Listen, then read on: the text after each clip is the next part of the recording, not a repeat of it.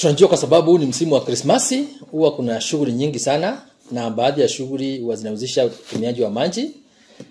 Kitu cha kwanza nataka kuhakikishia kuwa tutahakikisha kuna maji ya kutosha katika huu msimu ndio watu waweze kufurahia, na mnapofurahia pia mtafanya kwa country na mnaweza kutumia maji kwa njia ambayo inafaa ndio tusikue kuna umwagaji wa maji ama wastage.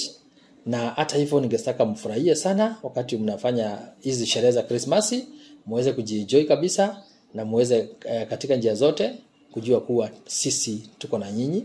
Na mwaka ujao tunataka kutengeneza ushikamano mzuri sana ambapo tunataka kushirikiana na nyinyi.